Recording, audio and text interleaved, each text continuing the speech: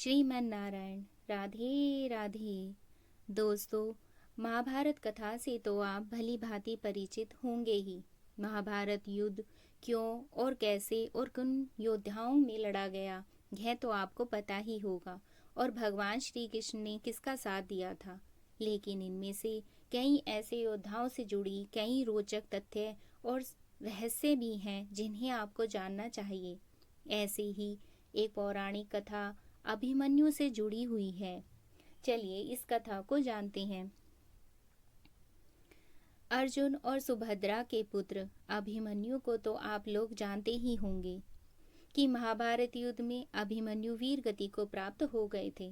लेकिन बहुत से लोगों के मन में यह प्रश्न अवश्य होता होगा कि आखिर सर्वशक्तिमान श्री कृष्ण ने अपनी ही बहन सुभद्रा के पुत्र अभिमन्यु को क्यों नहीं बचाया था। जबकि अर्जुन और पांचों पांडवों की युद्ध के अंत तक उन्होंने रक्षा की थी, तो अभिमन्यु को क्यों मर जाने दिया। अगर चाहते तो लीलाधारी भगवान श्री कृष्ण अपने सुदर्शन चक्र भेज अभिमन्यु को चक्रव्यूह से बाहर ले आते और अभिमन्यु का वध नहीं हो पाता, परंतु श्री कृष्ण ने ऐसा नहीं किया।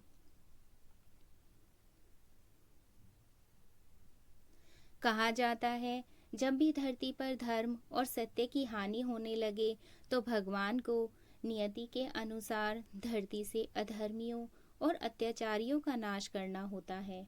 और इस उद्देश्य हेतु भगवान स्वयं धरती पर जन्म लेते हैं और इनके इस उद्देश्य में सहायता हेतु विभिन्न देवी देवताओं को भी अपने पुत्र को भेज या स्वयं जाकर धरती पर जन्म लेना होता है। ऐसा ही जब द्वापर युग में भगवान विष्णु ने श्री कृष्ण अवतार में जन्म लिया था, तब ब्रह्मा जी ने सभी देवी देवताओं को भी श्री कृष्ण की सहायता हेतु धरती पर जन्म देने का आदेश दिया। ब्रह्मा जी के इस आदेश का सभी देवी देवताओं ने स्वागत किया था, परंतु चंद्रमा ने इस आदेश का विरोध किया और अपने पुत्र वर्चा को पृथ्वी पर जन्म लेने से इनकार कर दिया।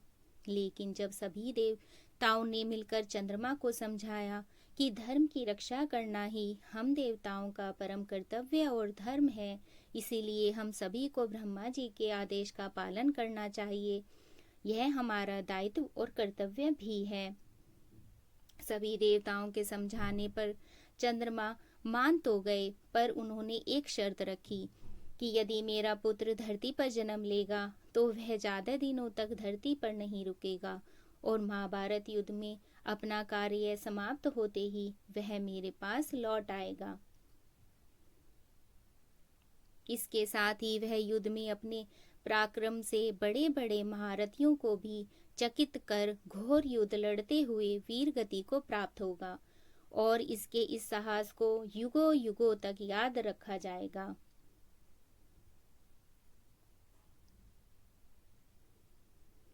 दोस्तों, चंद्रमा पुत्र वर्चा ही अभिमन्यु थे, जिन्होंने धरती पर ब्रह्मा के आदेश का पालन कर श्री कृष्ण की सहायता के लिए जन्म लिया था। चंद्रमा के शर्त अनुसार ही श्री कृष्ण ने अभिमन्यु की नियति में दखल नहीं दिया और अभिमन्यु महाभारत युद्ध में वीर गति को प्राप्त हो अपने पिता चंद्रमा के पास चले गए।